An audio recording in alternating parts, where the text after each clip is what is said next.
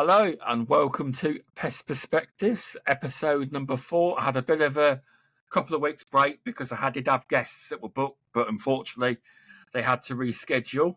As always, I'm trying to look at the camera, so just listen away. And this week we have got on Debbie Wilson from Wilson Pest Management and Training. I'm just making sure I get it right because I know what Pest Mag did. You had to think about that, didn't you? I did, but that's what put me off. I was like, I can't get it wrong. That's what did it. I didn't want to mess it up. But how are you doing? Yeah, I'm right. Good evening, Sean. How are you? I'm okay, thanks. Thanks for coming on. The lady that got me through my level 2. Oh. I better say RSPH level 2 in pest management. I better preface that. Yeah, full pest management. Well done. Yeah, cheers. It was good when I passed that. Second time round, I did it. Yeah, so which was good. Sure, the first time you missed it, fraction, just a fraction. I know. It annoyed me, but I studied harder and harder. I did it. I did. So anyway, so for people that don't know you or know what you do you want to tell people what you do? Yeah. So I've been running this consultancy business for a couple of years now. We specialise in training. So we do the RSPH qualifications, bespoke training, awareness training that's tailored to companies' requirements. I'm also a certified field biologist as well. So we offer a certified field biologist inspection service. So any companies that don't actually employ a biologist or a technical manager and they look after sites that are audited, they need to have an auditing service or inspection report carried out for them. So that's what we do. We subcontract to other companies. That's good to hear. I will delve into that, but I'm going to do it bit by bit. Because I did enjoy a lot of your stories on the course. You had some good stories you did on to tell. We had a laugh, didn't we? Oh, it was good. It was. So, how did you actually get into the pest control industry? Are you one of these people that fell into the industry? Yeah, I did. I joined pest control industry in the 80s. Okay. I worked for a company called PHS, which at the time was one of Rentokil's biggest competitors, and one of their branches was in pest control. So I went as a surveyor for about nearly a year. Okay. Got a little bit fed up with that. I was only a younger at the time, so I decided to get out of the industry, went and did something else for a few years. And then in 2005, I decided I need another job. I don't like doing what I'm doing. What can I do? And I saw that one of the big companies was advertising for the pest control technician. So I thought, I'm an outdoorsy sort of person. I can do that. So I went along for the interview. And because I'd already been a surveyor, they said, come and do surveying for me. I was like, I've just been in a high-pressure sales job. I don't want sales anymore. I want to do some service work. And they're like, okay, you want to do that? Come and be a technician. So, great. Started as a technician, worked my way up to a high-dependency technician, and then worked my way up to a biologist. Left there as a senior field biologist in 2013, and then joined the distributor side, working with products. So I've been doing products for the past 10 years as well. I didn't know that about you. I didn't know that bit. So I've been right in the base, down in the dirt with everybody else. Yeah. On the tools, because I think if you're going to teach people how to do something, you need to have either been around the job or done the job yourself. No, I do agree. You need some experience. Experience is a really good way of learning. Because it's hard to tell people that basically, if you've not done the job, it's hard for people to take it. Well, some people it'd be hard for them to take you seriously if you weren't in the field, at least. Absolutely. I mean, I know people out there, I've got colleagues and friends out there that have been around pest control. They may not have been a technician, but they've been around pest control out there doing the work. Yeah. So they get the experience, and I think it's a very hands-on sort of job, and you learn by getting down there and getting your hands dirty. Oh, you do. It's like even though the RSPH level 2 in pest management is great, but you need to have hands-on experience as well, because a lot of it although you learn it, it's great. When you actually get in front of it and on the job, that's when you like need to. You look. I'm still learning every day. Every day is different. It is, even though you can tackle a job differently, can't you? Multiple different ways. You can. I'm still learning. I've been in it over 20 years now, and I'm still learning. You know, every course that we do, I pick up information from the guys on the course, and we learn together. You know, it's not just a case of me standing there telling people this, that, and the other. You know, we talk about things, we have discussions, we talk about experiences that we've all had. And even if you haven't been in the pest control industry very long, everybody's got a story to tell. They have. It's very, very true. It is. But yeah, I never thought of that perspective. Make sure that you've been on the tools to teach people, because they'll take you more seriously then. Because it's like you often had. We spoke about, I don't know, say rats, but you always had a perspective or a story to say about a particular situation, which really helps. It does to teach certain aspects. It does. I think it helps as well because I can speak from my own experience. Yeah, you know, and we can have a discussion. Well, this is what happened to me, and this is what I did and how I went about it and what I used. And it helps other people who may have just been getting into that situation or who may not come across that situation. So next time when they're out, you know, if they do come across something like that, they think, well, we chatted about that and we spoke about that, and I'm going to try that way. Yeah, to see, you're right. what I've been trying hasn't worked, to see if something like that works. So yeah, there's a lot of I think there's a lot of good in learning through experience.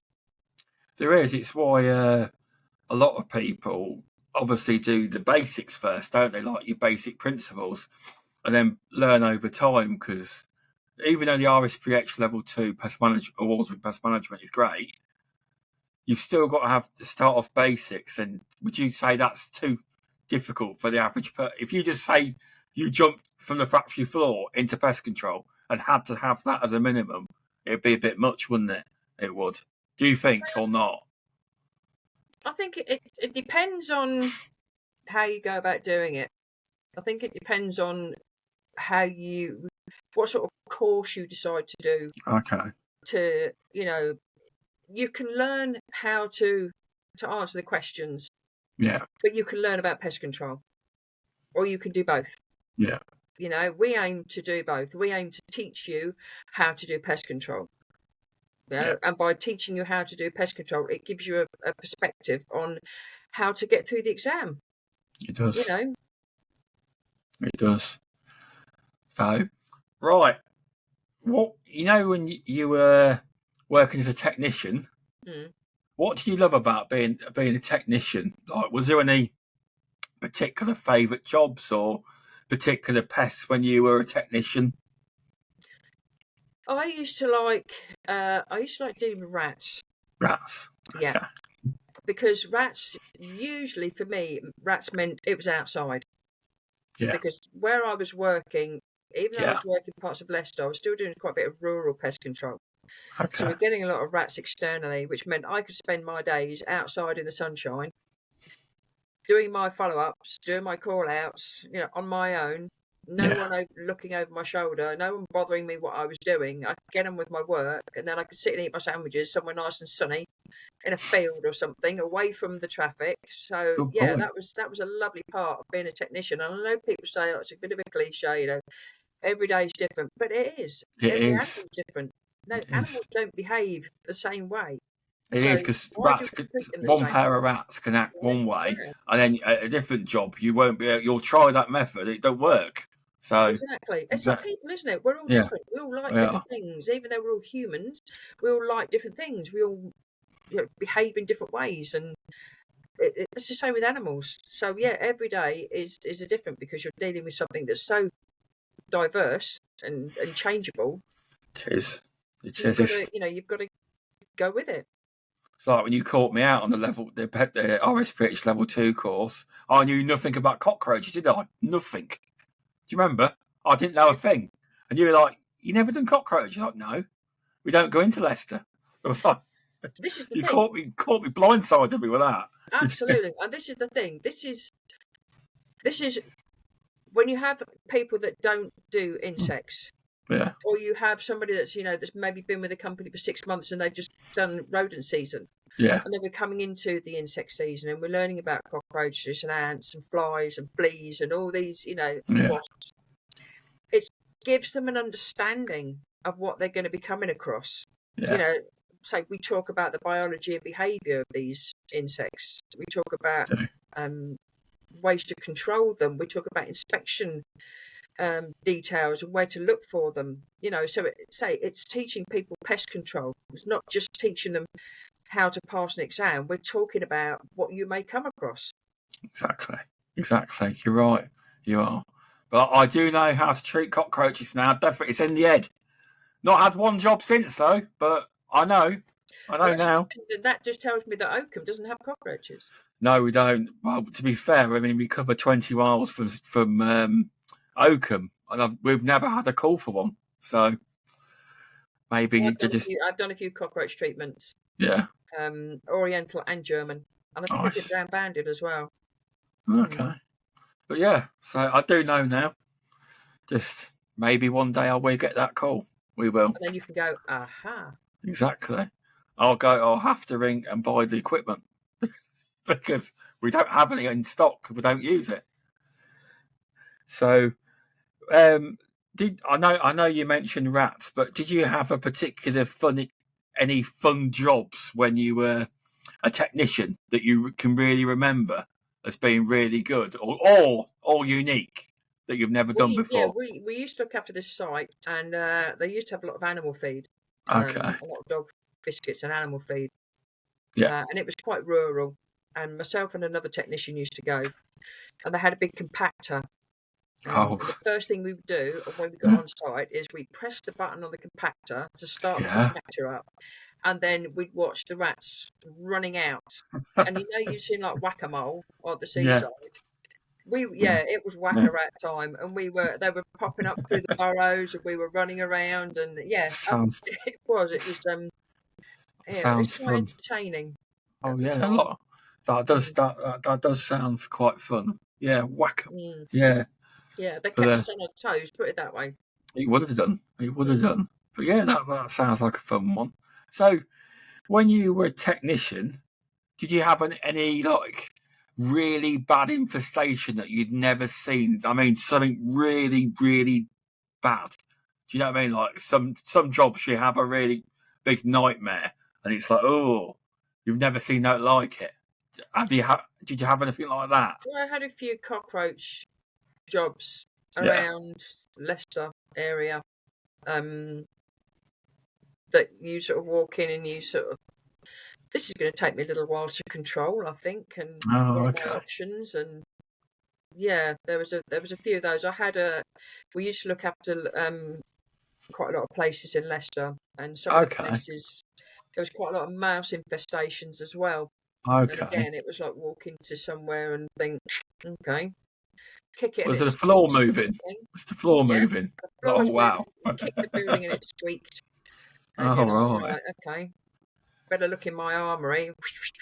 Yeah. What have I got? No, I've never had one where the floor's moving yet. No, I haven't. Luckily enough, and I think I got out of the actual pest control just in time, because as a biologist, we never really saw things like that. We were more at the bigger food sites and places like that were audited. So as soon as you left being a technician and moved over to the biologist world, the opportunity to see infestations like that was sort of taken away. Oh, okay. You know, when you said you were a technician, you said you worked for Rent-A-Kill. Yeah.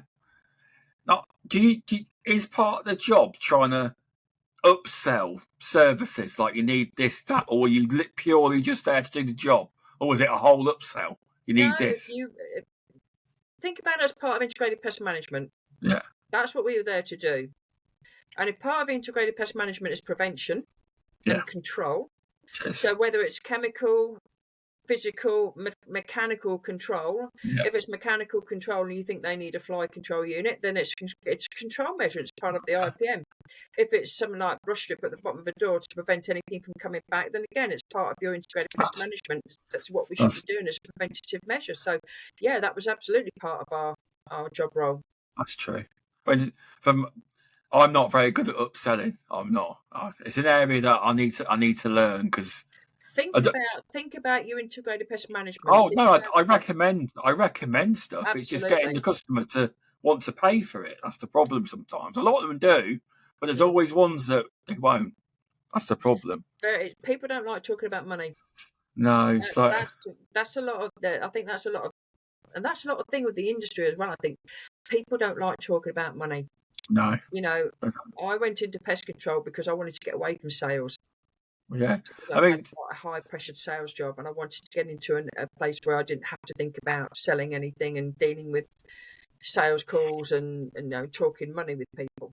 oh, I know what you mean. Sometimes, I mean, I'll be honest. Sometimes I've given up and just filled the hole for them and just done it. We have thought we'll just do it because you're not going to do it, are you? So, but you are right. You are. Um, so what's the so were you only a technician at Rent-A-Kill and then the previous company, or did you go anywhere else No, as well? no, I was at this. I was a surveyor for PHS, and then in That's it. 2005, I did that for a year. Then in 2005, became a technician at Yeah. Rent-A-Kill. Then I moved up to a high dependency technician in Rent-A-Kill. So a high dependency technician was looking after the bigger sites, Oh, okay. the big superstores who were customers of Rent-A-Kill at the time. Okay. Then from a high dependency technician, I moved up in 2008 to the role of a field biologist. Okay. But that's got to be interesting. Field biologist. What's the actual description of a field biologist? What's the job? If nobody knows, I mean, I'm not a field biologist, so I don't know the ins and outs of it all. We are there basically as an extra pair of eyes. We are Yeah. there as a help to the site. Okay. We are there to give an overall account of what's happening on the site. We're there to make recommendations, to assist in maybe the technician. Yeah. And we're there to help, to make sure that the site gets the best out of themselves. Okay. That's basically what we're doing. We're there to help. See, that's one thing that a lot of pest controllers need to know, because I'm not saying I've heard stories where pest control companies, some of them may act like the field biologist is the enemy when they turn up, because maybe they're haven't got all the site in order, basically. So that's the message they need to get through, that field biologists there to work with the pest control company to make sure the site's fine. Absolutely, we are there to help. We are there. If your site is audited, then majority of the time it will need some type of technical inspection. Yeah. And depending on what level of auditing you are, SALSA, BRC, depends on, and the risk to the site depends on how many inspections you have. So the inspection could be done with a higher grade technician. Okay. If they require a biologist, a lot of the higher spec sites actually require a certified field biologist. Oh, do they? Okay. So, so technical inspectors as well are another position for people who are there to help as well. Okay. Another pair of eyes to maybe give recommendations to the site and to the pest control company that that the technician hasn't seen, or when he's been going around, he may have missed. Yeah. So field biologist sounds a bit scary to some people. Yeah. Because when you hear the word biologist, you automatically think, oh my god, they're going to come and pull the site to bits, and they're going to they're going to get little petri dishes and scrape bits out here and scrape bits out there and grow bacteria here and there. And we're going to tell people big white coats and everything. No, it's not like that. No. I'm a pretty down to earth biologist, and I'll go in there and I'll get my hands dirty with the other technicians if I have to. Okay. So if you've done the big, obviously, do you still do audits for big audited sites? Because you're not with Rent-A-Kill, you still do them, do you? Yep. BR, what is it called? BRC. That's it. We do SALSA, we do BRC. If a company produces food for the big supermarkets or the Marks and Spencers, the Tesco's, the Morrisons, then they will be audited by those particular companies, and they will require an inspection report to be done for those as well.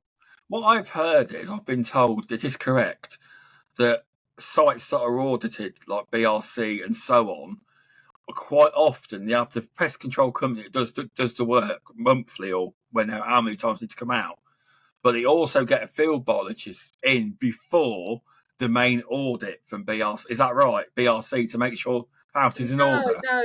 Let's say you've got a food site and it's a high risk. So you'd get the biologist going in 4 times a year. So we would have a schedule, and we would go in probably depending on where the schedule falls, the middle of each quarter. Okay. If the site, or if we work with the field biologist, work with the pest control company, and they said, can you come in an extra visit prior to our audit, then that's something obviously we could arrange with the pest control company. Okay. Or if the site was bringing us into audit, we could arrange it with the site. But the pest control companies do a really good job out there. That's good. We are there as a backup to them. Yeah. So we're there to do the inspection, to make the recommendations. We make the recommendations to the site. It's not, we don't make the recommendation so much to the pest control company, unless you find something that, we may say, well, possibly may change this or this needs redoing. Okay. But we're there to make sure the site gets up to the level where they're going to pass their audit. That's good then. It is. So that's answered that question. That's cleared that one up. That has. Because I thought something completely different. I thought they'd come in before the main audits each year, but it's booked in, obviously. We're scheduled in. We're usually scheduled in at a certain time of year. I've got customers that have been with me for the past 7 or 8 years, and I've been going to the same sites at the same time, doing the inspection report, and I'm happy to say that the sites have always passed their audit. So the pest control company are doing a fantastic job as well. That's good to hear. One thing I wanted to ask you, how was the food sites, the ones that are BRC, changed or not changed since the effective, I want to say it, the glue board legislation? Has it changed on them sites? Because I imagine they have to use, I don't know if they use them or not. No, the sites won't be using them themselves. It'll be the pest control companies. Do they still use them? Have you seen any? Sites don't do their own pest control. They have a pest control company in to do the job for them. So the pest control company decides that the infestation is to the level where it can't be controlled in another way, and they decide to go down the route of the glue boards, then we don't get involved with that. I just wondered. No, that'll be something that the pest control company. We may talk to them, and they may say, "Well, we're going to recommend this," and we'll say, "Well, have you tried everything else? Is there any other options that you've got prior to that?" But predominantly, it's we're there to. If there's a gap at the bottom of the door that needs proofing, if there's food lying around, there's potential for a risk factor for insects to come in, or if we find any insects, identification and biology, behaviour, and this sort of thing. We're not there to tell the pest control company, this is what you should be doing, and this is how you should be doing it, unless it's detrimental to the site. Okay. I just wondered how it changed, because I heard a lot of companies, even big ones, they just stopped using glue boards completely. Yeah, the sites haven't really changed. What happens on the sites, if the pest control company deems that it's the right method of control after doing their risk assessments and everything, then that's not something that we get involved in. We are independent. So even though we subcontract to the pest control companies, we don't get involved with their day-to-day routines, call-outs, that sort of thing. Okay, I just wondered. That's cleared that up. Thanks for that. So how do you if someone wanted to become a field biologist, how would they go about it if they wanted to become one? Would they have to start out at RSPH level 2, or would they have to go build up, or just go straight in at that, or can they not do that? Well, first of all, you've got a passion, pest control, haven't you? You've got to see a side of pest control that potentially maybe other people don't see. You've got to see it as a career. And pest control is a career. I agree, because it's the best career I've ever had. There's no reason why people can't join the industry and move up to a higher level. All the options and the opportunities are there for people. Yeah. To become a biologist, my pathway to a biologist, so I started as a technician and did my RSPH level 2 certificate. as it was at the time. Okay. From the certificate, I then did the advanced technician, which was the BPCA Diploma Part 2, which was at that time the advanced technician. Okay. I then did my RSPH Level 3 in food safety for manufacturing and supervisors, which gives you an idea on food manufacturing. Okay. Then I did my RSPH Level 3 in pest management. Okay. And I was a member of a CPD scheme. Love the CPD. Then I did my certified field biologist exam. So you need prerequisites. You need so you've got the ladder, basically. Yeah, you need to have a pest management level 2 or equivalent. You need to have an advanced tech or equivalent. You need to have a food safety passport or a food certificate or equivalent. So if you look on the BPCA website and look for prerequisites, all the information is there on the steps that you need to achieve before you move into your final qualification. And it's a final qualification. I'm too old to do any more now. Okay. I'm done. I'm sure they could come up with a new one for you. Oh, yeah. Thank you, yeah. No, don't do that. No, I've done my bit now, I think. Fair enough. So let's talk about the thing I wasn't prepared for. So what was it like being on the distributor side then? Working for a distributor? Yes. So in 2013, I left Rentokil as a senior biologist. And I went to work for, it was the end of Essex Environmental and the beginning of P&L Systems. So P&L just bought out Essex Environmental and they were going through a transition at the time. So it was still being run by the guys in Southend. Yeah. But then P&L, as it is now, Pelses, were having a hand in change over. So it was my old friend Rich Lamb, God rest his soul, who did the North. I did the Midlands, and then Dean did the South. And we were technical sales managers, and we sold on our technical knowledge. It wasn't a case of we didn't have targets and things like that to do. We went out to see a customer, and if I sat down with you and Sean and said, "Right, Sean, bang, what you got on today?" You go, "Oh, I've got this rat job. Really? What are you using? Oh, I'm using this. Try this. This is really good. Oh, I've not heard of that. I'll tell you what, next time I get a rat job, I'll give it a go.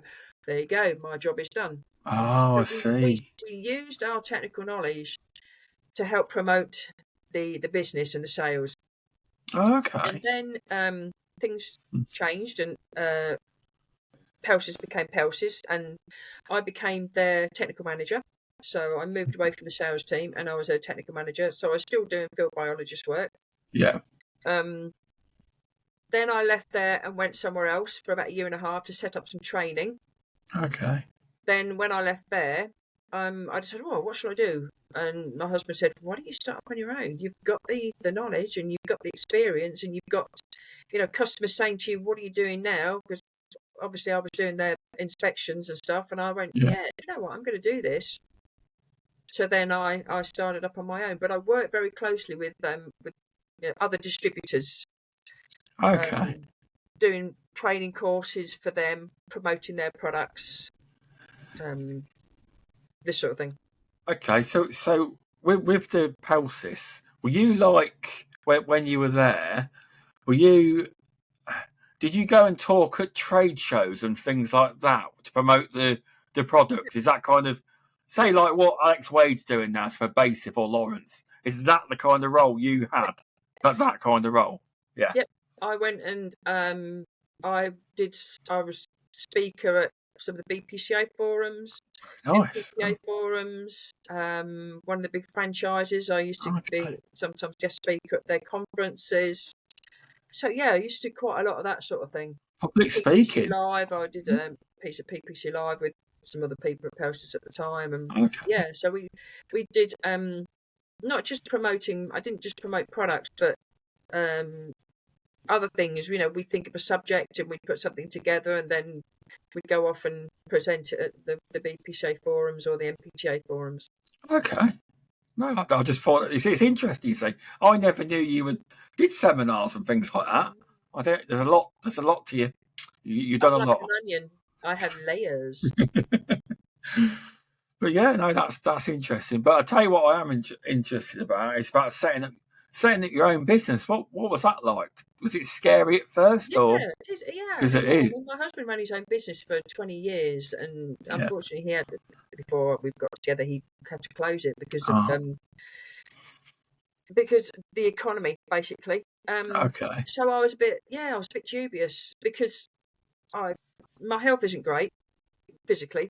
So going and getting my hands dirty now is, I can't get into roof spaces and I can't climb up ladders and things. So, I was sort of, I can't really go and offer people pest control if I can't offer them the whole aspect of pest control. If I can't do everything, then that's Yeah. sort of letting my customers down. So use my strengths. And my strengths were, I run training courses. I can train people. I can talk to people.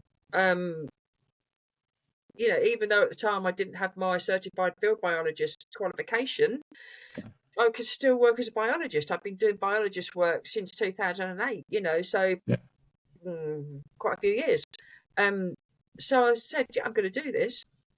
And the distributors were, very supportive, and my customers at the time were very supportive. And so when I said, I'm going to go out on my own, they said, that's great, that's fine, let us know when you're ready. And then, we want our inspections done. And so I carried on like that, and it sort of built up and built up from there. Well, that's really good, that is, because have you got? Did you start off with a base of distributors that you do you like train distributors staff as well? Are you like do you go in and do training in like pest control distributors? Do you do training for them as Yes, well? I've done in-house training. Yep, did some in-house training for when I was at Pest. We did in-house training. Nice, We've done in-house training for another one of the distributors, Lodi, that I work alongside. nice. Um, I do other companies that I do training for, so not just their technicians, but maybe their office staff. Oh, We've yeah, got because it is nice for the because you think office about it as staff. well. Office staff, they're pest controllers. They're involved in pest control. They need to know the questions to ask the customers when the customer rings up. And it's nice to have people on the phone who know a little bit about what you're talking about, and it gives Exactly. you confidence in the actual company itself, with the people answering the phone actually know something a little bit about what what the problem is and how to approach it. Well, they should do, yeah, because if someone's like, oh, I'm not really sure, you might think, oh, but I think I better ring. I better go somewhere else. Because Yeah, you really exactly. should. If you Yeah, work for a pest control company, you should know at least the minimums. You should. exactly. If somebody rings you up and you're the lady in reception, um, doing a cracking job, but don't have much to do with pest control, if what a cockroach is, Yeah, how it behaves, or a little bit about it, and the same with ants and fleas, and that wasp nests and things like that, yeah, you can at least impart a little bit of information to the customer, if not just to put the customer's mind at rest. Because people, especially with things like bed bugs, people think, oh, it's such a stigma attached to having bed bugs. But if you've got there someone on the is. phone who can sympathise, and put your mind at rest and say, well, no, it's not a public health problem. These things don't just go for dirty places and stuff. It's not like that. Not. People start thinking, oh, maybe it's not that bad. Yeah. Yeah, So you are it right. gives That people a little bit perspective. more confidence. It Yeah. does. It does because a lot of people still think that bed bugs only pick dirty houses. I've been to some very clean houses, and wherever a human lives, they will be. That's basically Absolutely. it. Anywhere. Absolutely. They could, Exactly. they, But people, you're right. People still think bed bugs, cockroaches must be, that something must be wrong with the property. So when I was a technician and I was doing bed yeah. bug treatment, and I'd be in the van and I'd pull up outside the customer's house and they say, oh, you're in a marked vehicle. Oh, I said, I'll tell you what, which one of your neighbours don't you get on with? And I go, well, her over there. So I'll tell you what, I'll park the van outside her house. There you go. And I'd go and park outside the other house, and it was a bit of an icebreaker, you know. Yeah. That's fair enough. So our van's got a big wasp on it, so they don't often ask us. But I'll just say, I can't tell you. Not supposed to, are you? Customer confidentiality. Customer confidentiality. It is. Unless you get on with your neighbour, feel free to go and ask. you know. So with the training, because you Mm. do RSPH, is there kind of, do you have to register with RSPH or do any certification to become an official? Because you're an official training partner, aren't you? Is there any process to that? Is there?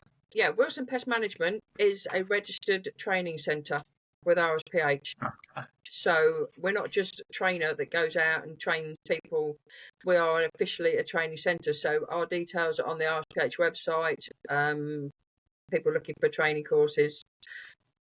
To do the training yourself, if you're going to train RSPH level 2, you need to have a qualification that's higher, really, than RSPH level 2. So you've got the experience. Yeah. If you're training RSPH level 3, ideally you need to have that qualification or higher to train Okay. RSPH level 3. We do quite a lot of RSPH courses. Yeah.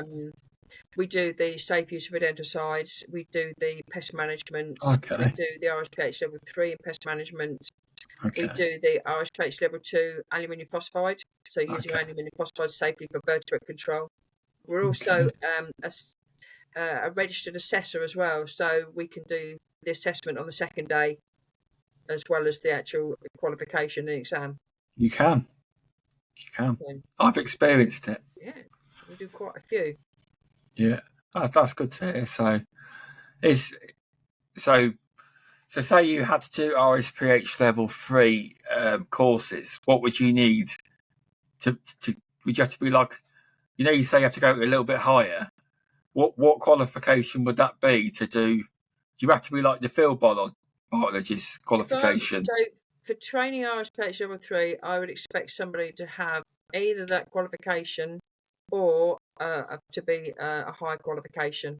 Okay.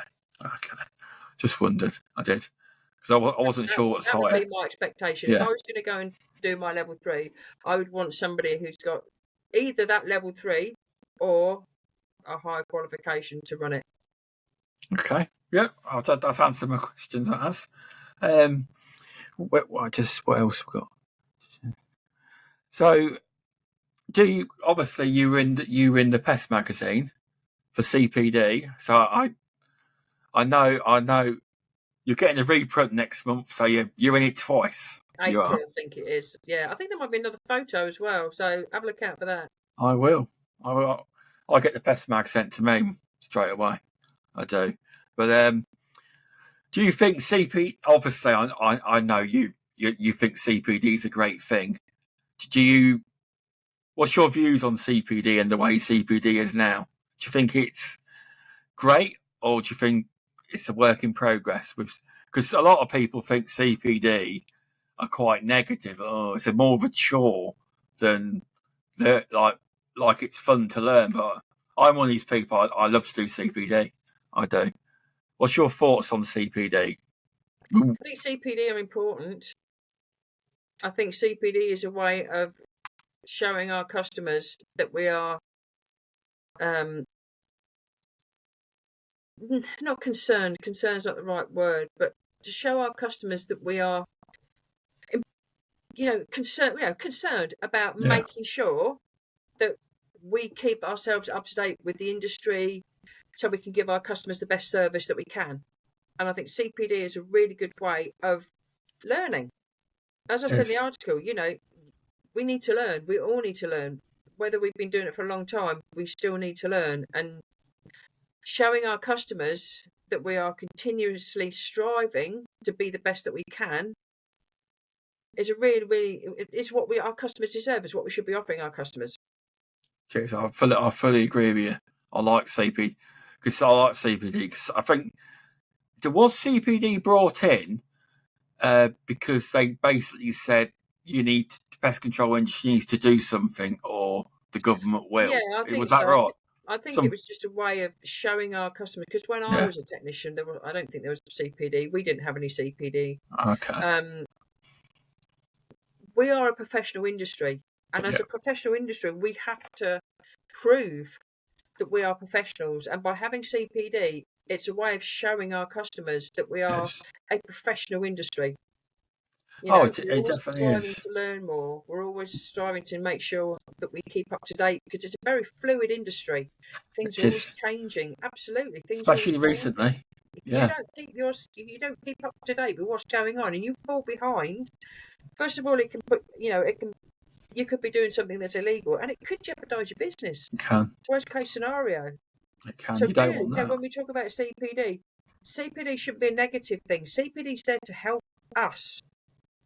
And Jeez, there's 'cause lots of people out there, MPTA, BPCA, BASIS, they all do things to help improve our knowledge. I do. And Pest Register now by Sean Mooney as well. There is. And the podcast as well. Yeah, And absolutely. yeah, and Yeah, podcasts. you're all there to help us. You can't get CPD for this yet, people, so don't try. Maybe one day. You But will. but you can for the beauties and beasties. You can. Yeah. That's where I get my CPD, or some of my CPD. Racked up 76 last year with a course. All our courses carry CPD, Yeah, BPCA, and basis CPD points because it's very important. it It's is. our way of increasing our knowledge. It is, most definitely. But yeah, love your views on CPD because I'm a big fan of it. I am. Where do you think the pest control industry is going to be in, say, 5 years' time? What do you think it's going to be like? 5 years time. That's a question. Well, put it Sorry, this way, people will always have pests, so they hopefully will. most of us will still have a job. They will. Things, like I say, it's a very fluid industry. Things are changing. The qualifications are changing. I think in 5 years' time, there may be more qualifications. That's true. There may be they recategorise the qualifications. There may be more that we can do. Yeah, There may be other ways to earn CPD points. There may be other subjects that none of us have even thought about yet. that's true. That could It be to very, do with very pest well could control. be. Could be. That we could earn CPD points. There may be other pest control companies out there doing other types of pest control. It may be. We don't know. We just deal with rats, mice, and insects, don't we? Yeah, we do, predominantly. Let's say vertebrates and invertebrates. We deal with some of those and some of those. Yeah. So there's lots of other things out there that, as a pest controller, there's lots of other types of pests that we may not have actually thought could be included in our industry. Right, that is true because the what's it called? A lot of insects the numbers are starting to rise. Like there's a lot of harlequins now, isn't there? A lot of harlequins. There is year on year. When we had COVID, a lot of companies were doing sterilizations, and they were doing sanitising. They were doing sanitising. Oh yes, yeah. There's still a lot of biohazards out there. There is. Are the pest control companies still taking advantage of that and still going out and doing sanitising jobs? Or have they now reverted back to doing what they were doing prior to the pandemic? I don't know. I believe a lot of them still do it. Certain companies, anyway, they do. They still do it because some pest control companies deal in mold removal and specialised cleaning and like fogging places out and whole disinfectants and everything like that. But shouldn't that be something that we should all offer? If we're dealing with pests and the aftermath of pests, is that something that we should all be offering? We should all be offering some sort of sanitising. If you've had rats in your kitchen or something, should we be offering a way of cleaning up for you? That's a good point. That's an extra. That could be an extra, couldn't it? That could be. That is. But yeah. So, do you think it's important? Obviously, you're a big fan of CPD. Do you think it's important to be part of some kind of trade body, say BPCA or MPTA? Do you think that's important? Good luck for your business. CPD points are important. Yeah. How you get your CPD points is personal choice. Yeah. It's whatever works best for you. Okay. Some people decide to get their CPD points by being, without being part of the associations. Yeah. Some people decide that, they want the backing of the associations. Both the associations do a fantastic job. They give their members backing. You're never going to get 100% of people being 100% happy. No, if we can get 70% of people joining an association and 95% of people on a CPD scheme, then I think we've done pretty well. Oh, yeah. Yeah, because I know a few people recently that were just basis prompt members, and they've recently joined trade associations. Yeah, so Yeah, there's exactly. obviously... Pick different things out of it.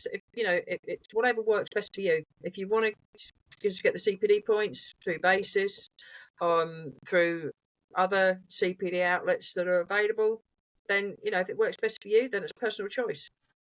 It is, most definitely. With if you were, I mean, I don't mean a field biologist, I mean somebody who wants to get in to the pest control industry, how would you recommend they go about getting in? Say they wanted to be a tech, but yeah, if they wanted to be a tech, how would people that are just coming into the industry, how would you suggest? Would you suggest they ring up pest control companies trying to get jobs, or would you recommend they get their training in first before they try, or would you recommend? To be honest with you, Sean, Yeah. I don't think people think about a pest control job. I think the only time people think about a pest control job is if they want another job and they know someone else who does it.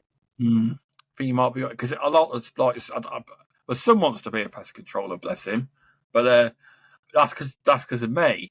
But I don't think in like schools and No, like secondary schools that it's a job that ever comes up or mentioned. because it's not seen as a career. Well, It's not. Yeah, there's mm, there's no career path I really in believe it pest is, though. control, is there? There's No. nobody that goes to a careers opening day at the schools and say, "Come and join pest control. This is what you can do. You can strive to be an entomologist or a zoologist or something. You can you could become a biologist. You could be a technician, a great technician. Yeah. There's lots of things you can do in the industry. You That's can. something probably got to work on. I might suggest that at some point. Try and get more Well, into that. we were looking years ago. We were looking Yeah. into there's exhibitions. Yeah. We do obviously we do PPC Live and the British Pest and Pest Tech and everything and Yeah. Pest X and everything. But there's nothing that we actually advertise by way of an exhibition for people looking for a career. Okay. Is there? We don't tag ourselves onto these exhibitions where, like, for example, ex-soldiers, ex-servicemen and women. Oh, okay. We were looking at doing something like that years ago. Yeah. Going to some of their seminars, going to some of their career advice sessions and saying, "Hey, have you thought about pest control?" But nobody ever did anything about it. Nobody ever Give me pushed some us food to for say thought this with is a this. career path. Yeah, you've given me some food for thought with this. You have. It's you are right. There's no. I mean, I see it as a career because I was in a dead end job for 16 plus years, and this is the best job, well, best career I've ever had because I was in a dead end job literally like 8 till 4, Yeah, exactly. and that was it. Sean, you've got a passion for it, the same Yeah. as I've got a passion for it. Which is why you do things like this, which is why I do what I do. Yeah. We've got to share that passion around the industry. We've got to get out of this mindset that people are just a box checker or just a technician. A technician is a fantastic job to have. We're lifesavers. We save people's lives on a regular basis. This is why we were specialist workers.